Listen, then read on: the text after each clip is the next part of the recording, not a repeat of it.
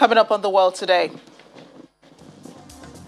China changes its one-child policy, giving parents the freedom to have at least 3 children. Israeli oppositions look forward to announcing the new government by Wednesday, possibly ending Benjamin Netanyahu's rule as prime minister. And the island of Palau records its first COVID-19 case.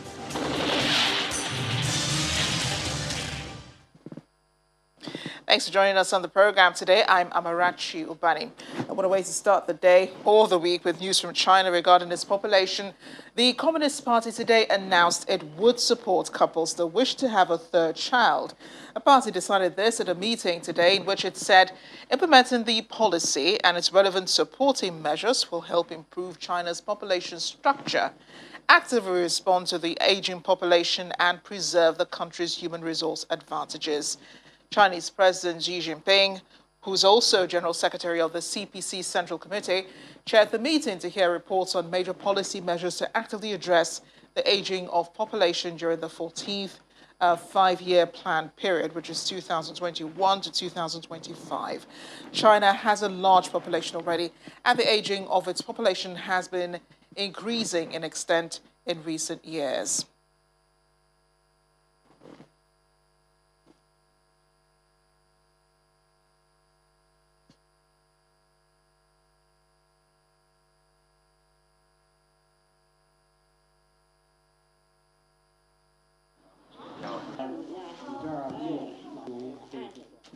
And on to the political situation in Israel now. Prime Minister Benjamin Netanyahu is lashing out at a proposed unity government that could see the end of his leadership of the country. He's called it the fraud of the century. On Sunday, ultra-nationalist Naftali Bennett announced he would form a coalition with centrist opposition leader Yair Lapid. If they're able to form a government by Wednesday, it would bring an end to the rule of the country's longest-serving prime minister. It is believed that the coalition government formed without Benjamin Netanyahu could see ultra-nationalist Naftali Bennett become the next prime minister. He has been a standard bearer of the country's religious rights and a staunch supporter of Jewish settlements in occupied territory. The 49-year-old is the son of American immigrants, a former commando, a high-tech millionaire who has had a long and often rocky relationship with Netanyahu, working between 2006 and 2008 as a senior aide to then-opposition leader before leaving on reported bad terms. Last year, as Netanyahu's government sought to press ahead with West Bank annexation in the final months of the Trump administration, Bennett, who was then defense chief, said the building momentum in the country must not be stopped, even for a second. The plan was eventually scrapped when Israel formalized ties with the United Arab Emirates. But Palestinians are likely to regard Bennett's elevation as a blow to hopes of a negotiated peace and an independent state, the long-standing diplomatic formula which U.S. President Joe Biden favors. Palestine has reacted to the possibility that Netanyahu may be leaving office. A member of the Palestinian Liberation Organization said it will make no difference to the Palestinian people. Wassel Abu Youssef said, "The announcement tonight from the head of Yamina, Naftali Bennett, about his acceptance to form a government without Netanyahu, I think this extremist right-wing government will be like all the other right-wing governments. It will bring more escalation against the Palestinians and the resistance. So, expect more escalation. Palestinian blood will be a target for this government, which is no different from the other extremist right-wing governments which escalate crimes against the Palestinians." Israelis themselves have mixed opinion regarding Naftali Bennett's move. It's good for Israel. Although I'm from the left side, I believe that the new prime minister will unite Israel, because Israel is now divided into many pieces and we need a change. I think it's a bit of a disgrace that someone who is elected with only 7 mandates is the person who decides the fate of the country. There was a majority that voted for someone else, and if that is not possible, it needs to be in other elections, because it doesn't make sense that someone who is not elected by the majority is deciding. So I think it's a very dramatic moment for Israel and politics, and for Bennett himself. He's taking a huge gamble. Either he'll succeed and he will be able to steer the government that he's putting together in the towards the right, which is the way he wants to do it, and keep it together and be able to do good things. And then, In the meantime, opposition leader Yair Lapid today said there were still plenty of obstacles before he forms a government to replace Netanyahu, though he's described Bennett as his friend. The VOA's Ricky Rosson is in Jerusalem, from where she joins us. Ricky, great to see you. And I guess we'll just begin with the most pressing question. I know this is top on many people's minds. What becomes of Mr. Netanyahu's political future if the coalition succeeds in forming a government by Wednesday? Well, Netanyahu held on to power through 4 election cycles, in large part in order to try to keep his immunity against the 3 corruption cases with which he was being charged. So he won't have that protection once he's out of power as prime minister. He's pledged to continue fighting the new government as the head of the opposition, instead of resigning his position, which is customary for the head of a party that loses the elections. So he's been a long-serving leader. At least we have heard from one Palestinian lawmaker about how this really impacts on them, and says nothing really changes. So is it correct to say that nothing also really changes regarding Israel's expansion plans and its policies towards its neighbors under a new leader? I think it's not completely correct to say, because on one hand, as you showed in your report, Naftali Bennett, who will be the new prime minister for the first 2 years of the unity government, is very far to the right. He has declared that he doesn't believe in a 2-state solution, and so he sees no reason for even negotiating with the Palestinians. On the other hand, he is in a coalition that includes center, center-left, and left-wing parties. And he has admitted in his statement last night, when he agreed to join this unity government, that none of the parties will actually be able to pursue the full extent of the policies that they believe in order to stay as a unity government. So that will temper the amount of right-wing activity that he and the other right-wing parties can engage in. Well, I guess we have to wait until Wednesday to find out. Ricky, thanks again for joining us. Thank you.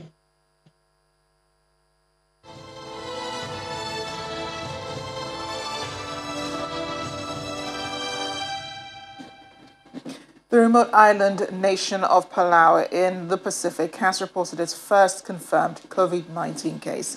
The island, with a population of just 21,000, has so far managed to avoid the virus by closing its borders early in the pandemic, despite the economy, which relies on tourism, taking a big hit. The health minister says a traveller who arrived in Palau early this month was found to have the virus, even though they tested negative several times, once before going to the island and twice more during a 2-week quarantine. Here's a global update. China says it has supplied a total of 300 million doses of COVID-19 vaccines worldwide to help in the global fight against COVID-19. According to the National Health Commission, China will continue to make vaccines global a public good that is accessible and affordable to people in developing countries. India's COVID-19 tally has surpassed the 8 million mark, with over 152,000 new cases reported in the last 24 hours. The daily spike of new cases has been falling over the past couple of weeks. Besides, as many as 3,128 deaths since morning took the overall death toll to 329,100. More than 344 million tests have been conducted until Sunday, of which more than 1.68 million tests were conducted on Sunday alone, according to data released by the Indian Council of Medical Research. South Africa has extended its nightly curfew and limited the number of people at gatherings to slow the spread of the virus as positive cases surge. President Cyril Ramaphosa gave an address on Sunday announcing the decision. The Level 2 lockdown restriction starts today, forcing non-essential establishments like restaurants, bars and fitness centers to close by 10 p.m. as the curfew will now start at 11 p.m. from midnight and end at 4 a.m. Finally, the total number of confirmed COVID-19 cases in the United States has surpassed 33.25 million on Sunday, with the death toll exceeding 594,000. The United States still leads the world in the number of confirmed COVID-19 cases and deaths. We're starting to see the city.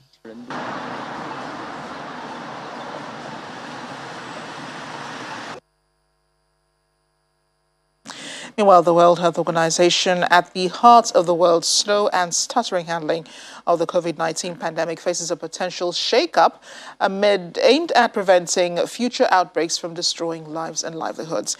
Health ministers agreed today to study recommendations for ambitious reforms made by independent experts to strengthen the capacity of both the UN agency and countries to contain new pathogens. Under the resolution submitted by the European Union and adopted by consensus, member states are to be firmly in the driver's seat of the reforms through a year-long process. A new virus has infected more than 170 million people and killed nearly 3.7 million people, according to official national figures. Right now, the pathogens have the upper hand. They're emerging more frequently and often silently in a planet that's out of balance, and as we've seen with Ebola, we've seen with other diseases, they can amplify and spread in our communities and our healthcare facilities, unknown, unseen and undetected, until they then spread within countries and between countries, endangering all of humanity. They sicken and kill us and disrupt every aspect of our lives. They exploit our interconnectedness. They expose our lack of coordination, our lack of solidarity, our societal inequities. In short, the pathogens are winning this fight right now, and that should not be the status quo, and it should not be something we accept. And therefore, we really do welcome the recommendations of within the resolutions and also the proposed decision to take this forward to an international agreement or framework convention on preparedness and response for pandemics.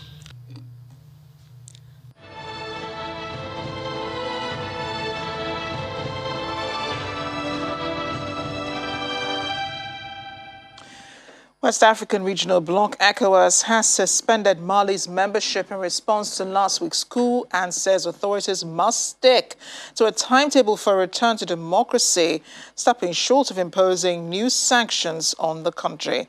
Ghana's Foreign Minister Shirley Ayokor Botchway confirmed Mali's suspension to reporters after a summit in Accra over the weekend to respond to the crisis. She said ECOWAS would work with Mali to help ensure a smooth transition back into democratic rule.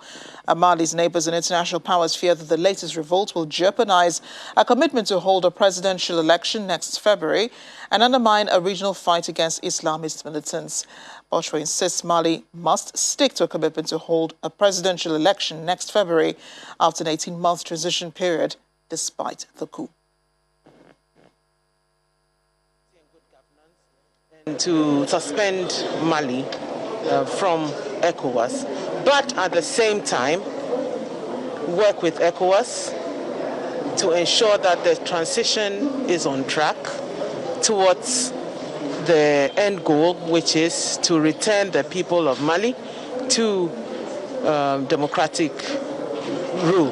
One of the decisions of the heads of state is that they should ensure that in the next few days there is a civilian prime minister who will form a government, a transitional government, for the rest of the period. As you're aware, we have only about 8 months left. Wolf Tuck from Ghana's Foreign Minister will be discussing this after the break. Plus,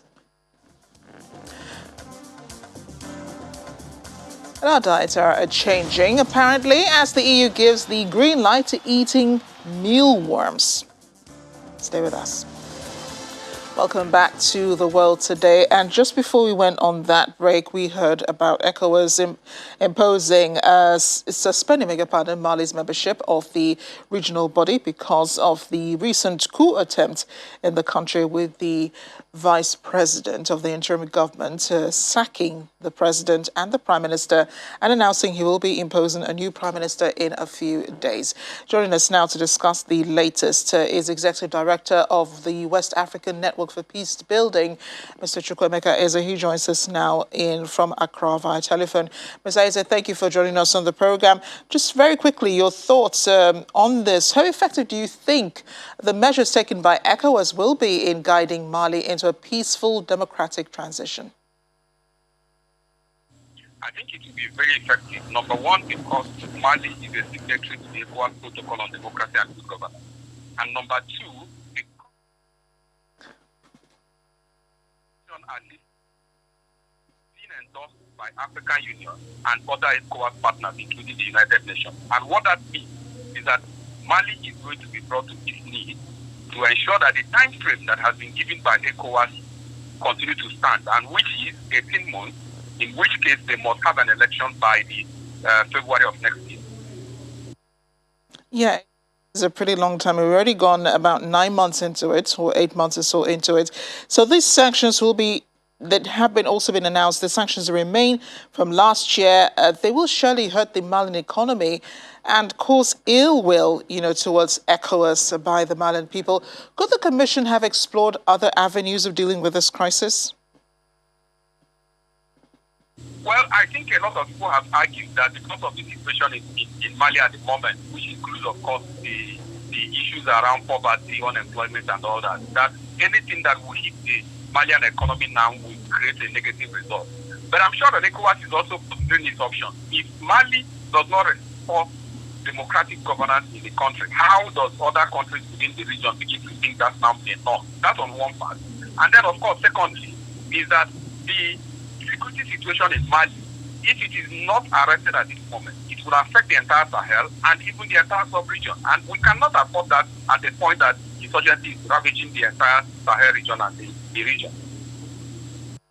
But let's look at the self-acclaimed interim president, Colonel Assimi Goita, who was at that meeting on Sunday. Where lies now his political or military future following these coup attempts, two of them now, in Mali? Well, like in every coup d'etat, he has his own coup, and they are supporting him very well. There's also more, how did it is, I don't know, that he was instrumental to the third coup d'etat. So it means he has some level of influence. And because of the lack of governance and democratic dividends in the country, some even civil society groups are supporting the coup d'etat because the current government is not also meeting the expectation of the citizens, which was the reason why they unseated the democratically elected government. So it is a mixture of so many things that is happening in Mali at the moment. Mr. Eze, thank you again for joining us on The World Today.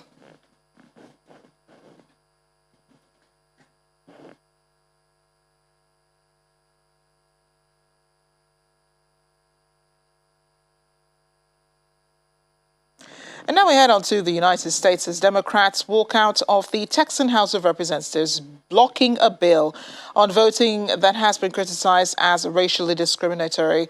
The Republican-led bill, which was passed in the state Senate, introduces sweeping restrictions on ways for voters to cast their ballots. The Democrats walked out an hour before the midnight deadline for approval, bringing the vote to a standstill. It's now likely the bill will be reintroduced later in the year. So the German government is following up on a report that the United States used a partnership with Denmark to spy on senior officials of neighboring countries, including German Chancellor Angela Merkel. A Danish state broadcaster, DR, said the U.S. National Security Agency used a partnership with Denmark's Foreign Intelligence Unit to spy on senior officials of neighboring countries, including Merkel. According to the investigation, which covered the period from 2012 to 2014, the NSA used Danish information cables to spy on senior officials in Sweden, in Norway, in France, Germany, including former German Foreign Minister Frank-Walter Steinmeier, and who's now the country's president, and former German opposition leader Peter Steinbrück. Asked for comments on the DR report, a spokesperson for the German Chancellery said it only became aware of the allegations when asked about them by journalists and declined to comment further.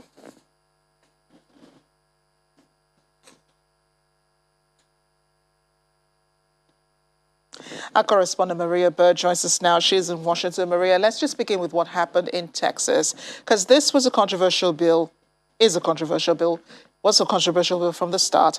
How did Republicans think that they could pull this off in the House of Representatives? You're exactly correct. This bill has been controversial since the beginning. We all knew that voting restrictive rights and voting in the U.S. was going to be called to question. We saw what happened in Georgia, so we expected this to happen across the United States. And Texas has kind of, in the last few weeks, taken on this and said that they, too, will have more restrictions on voting. Democrats have obviously been outraged by this ever since the beginning of this process. And so this was of no surprise to any Democrats in the United States, and especially those in the state of Texas. Now, the governor has been pushing for many of these GOP restrictive laws and trying to have this bill move forward. And he potentially could call for a special session in a couple of days to try to get this moved through and passed. But this could potentially have lasting effects. But if he's not able to pull the representatives together in the state of Texas, then you could see this kind of going to bed. And potentially this could begin a cycle in the U.S. where we'll see many GOP run states being able to not see these type of laws passed and bills brought forth, as unfortunately would happen in Georgia. So in the instance that this bill was even talked about at the very beginning, I think sometime last year or earlier this year, many Texans were divided on it, and we even saw some celebrities making decisions about relocation because of the Texan bill. How much further could it divide America's politics, especially at the federal level? Well, Texas is, a huge state in the United States, and it's one that from a population standpoint has a huge impact, and obviously, which means it has a huge political impact on the U.S. And so this could continue to divide the U.S., but I think that the U.S. unfortunately has become very divided in the area of voting rights, especially since its last election. And so this will either propel the GOP's mission and what they're hoping for in the next coming election, or could potentially allow Democrats to continue to hold their ground and to potentially push forward the John Lewis Voting Rights Act, which is before the federal government. And very quickly, Maria, talk to us about how serious these espionage allegations are against the United States, about Denmark helping the U.S. to harvest information from neighboring European allies. Germany and many of the European Union countries have been long allies of the U.S. The White House has come out and said that there was never any type of phone tapping or any future phone tapping of the German chancellor. And so I think that their hope is that this will become a forgotten piece and that this will not be further. As we know, NSA, former contractor Snowden was one that had been in some issues previously for various leaking issues. And so I think that the hope is that the voice has come out, the White House has spoken and said there is no taping of conversations or text messages and there's no plans for the future. And I think they're hoping that that will put an end to what has been suspected as espionage. Thanks again, Maria, and enjoy Memorial Day weekend, which extends to today. Thank you. Thank you for having me. So as we end the program, Laurent Veillette's tasting menu is not for the faint-hearted, at least not for me, I know. But many point to the future of feeding a booming world population. Prawn salads with yellow mealworms and crunchy insects on beds of vegetables. Veillette grows his mealworms on site, feeding them porridge oats and vegetables. They die naturally after 4 months to a year, at which point they're collected to be cooked. As his son bathed at the reopened outdoor restaurant terraces in Paris, Veillette's ornate dishes are winning approval, nods, and murmurs of satisfaction from his adventurous clientele. So the European Food Safety Agency in January deemed the mealworm fit for human consumption, and in May approved it to be sold on the market. Already in our farm to fork strategy, we indicated that insects are a very good alternative for other sources of proteins. You have to know that we're facing quite a lot of important challenges. We have population growth. We have environmental pressure, the fact that there is a growing demand for proteins and so on. And in that context, insects can offer a really interesting alternative. Insects are healthy, they're nutritious, they offer minerals, vitamins, fat, and therefore they can really help us with the switch to a more sustainable and healthy diet and food system. I have so many thoughts on that, but prepare your palates for insects on the menu. Thanks for joining us. I'm Amarachi Ubadi.